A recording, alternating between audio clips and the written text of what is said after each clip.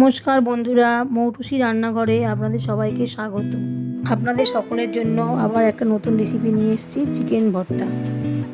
চিকেনটাকে ভালো করে ধুয়ে নিয়েছি। চিকেনটাকে ভালো করে সেদ্ধ করে নেব। তার জন্য কড়াইয়ে জল দিয়ে দিলাম, আর দিলাম গোটা গোলমরিচ, তেজপাতা আর কটা এলাচ। এবার চিকেনগুলো দিয়ে দিলাম, সামান্য নুন দিয়ে দিলাম, আর পাশে 3টে ডিম ভালো করে সেদ্ধ করে নিচ্ছি। চিকেনটা সেদ্ধ হয়ে গেছে, একটা পাত্রে চিকেনগুলোকে নামিয়ে নিলাম। আর 2টো কাঁটা চামচ দিয়ে চিকেনগুলোকে টুকরো টুকরো করে কেটে নেব। কড়াইতে সামান্য রিফাইন তেল দিয়ে দিলাম। তেলটা গরম হয়ে গেছে, কুচিয়ে রাখা পেঁয়াজগুলো দিয়ে হালকা করে ভেজে নিচ্ছি। পেঁয়াজটা ভাজা হয়ে গেছে, লঙ্কা আদা রসুনের পেস্টটা দিয়ে দিলাম।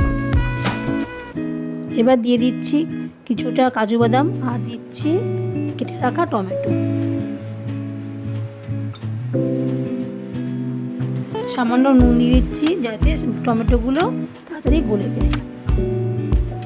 কালারের জন্য এবার দিয়ে দিচ্ছি সামান্য হলুদ আর কাশ্মীরি লাল লঙ্কা।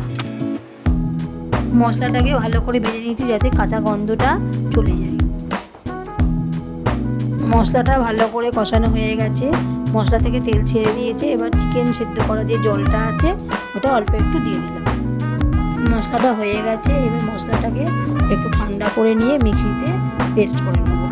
কড়াইয়ে বাটার দিয়ে দিলাম, অল্প একটু গোটা জিরে, তার সাথে ধনের গুঁড়ো, জিরের গুঁড়ো দিয়ে ভালো করে মিশিয়ে নিলাম। পেঁয়াজ আদা রসুনের যে পেস্টটা করেছিলাম সেটা দিয়ে ভালো করে কষিয়ে নিচ্ছি। কষানো হয়ে গেছে, এবার দিয়ে দিলাম টুকরো করা চিকেনগুলো। ভালো করে মিশিয়ে নিয়েছি।